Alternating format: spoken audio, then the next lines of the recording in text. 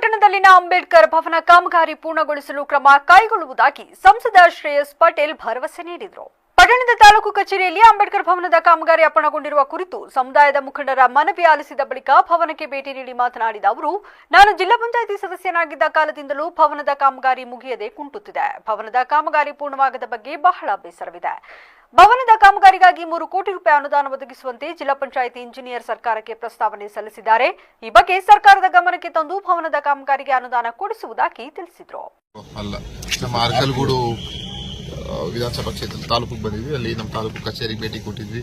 ಆಮೇಲೆ ನಮ್ಮ ತಾಲೂಕು ಆಸ್ಪತ್ರೆಗೆ ಕೊಟ್ಟಿದ್ವಿ. ನಮ್ಮ ಗ್ಯಾರಂಟಿ ಸಮಿತಿ ಅಧ್ಯಕ್ಷರು ಶ್ರೀಧರನ್ ಅವರು, ನಮ್ಮ ಮುನ್ಸಿಪಲ್ ಅಧ್ಯಕ್ಷರು ಪ್ರದೀಪಣ್ಣ ಅವರು, ನಮ್ಮ ಪ್ರಸನ್ನ, ಎಲ್ಲ ಬ್ಲಾಕ್ ಅಧ್ಯಕ್ಷರು, ಮತ್ತೆ ನಮ್ಮ ಕೃಷ್ಣಯ್ಯ ಅವರು, ನಮ್ಮ ಮುನ್ಸಿಪಲ್ ಕೌನ್ಸಿಲರು, ನಮ್ಮ ರಾಜೇಶನ ಎಲ್ಲ ಬಂದಿದ್ವಿ. ಇವತ್ತು ಒಂದು ಏನಂತ ಹೇಳ್ತಾರಲ್ಲ, ಈ ಸ್ಥಿತಿ ನಮ್ಮ ಬಾಬಾ ಸಾಹೇಬ್ ಅಂಬೇಡ್ಕರ್ ಅವರ ಭವನಕ್ಕೆ ಬರಬಾರ್ದಿತ್ತು. ಅದು ನಮ್ಮ ಅರಕಲಗೂಡು ತಾಲೂಕಲ್ಲಿ ಬಂದಿದೆ. ಅದು ತುಂಬಾ ಬೇಜಾರಾಗುವಂತ ಸ್ಥಿತಿ.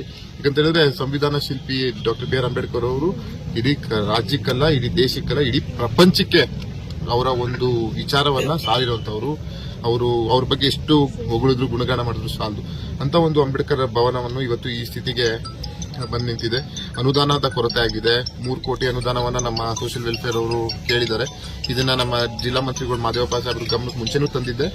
ಇವತ್ತು ಮತ್ತೆ ನಾಳೆ ನಾಡದಲ್ಲಿ ಹೋಗಿ ತಗೊಬಂದು ಆದಷ್ಟು ಬೇಗ ಭವನವನ್ನ ಶುರು ಮಾಡಲಿಕ್ಕೆ ನಾವು ಚಾಲನೆಯನ್ನ ಕೊಡ್ತೀವಿ. ಜೊತೆಗೆ ಈ ನಮ್ಮ ಸರ್ಕಾರದ ಅವಧಿಯಲ್ಲಿ ಮುಗಿಸಿ ಒಂದು ಅದ್ಭುತವಾದಂತಹ ಕಾರ್ಯಕ್ರಮವನ್ನ ಇದೇ ಜಾಗದಲ್ಲಿ ಮಾಡ್ತೀವಿ.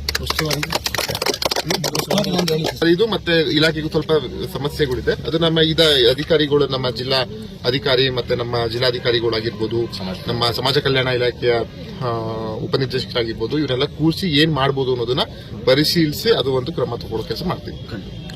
ಮುಂಗಾರಿನಲ್ಲಿ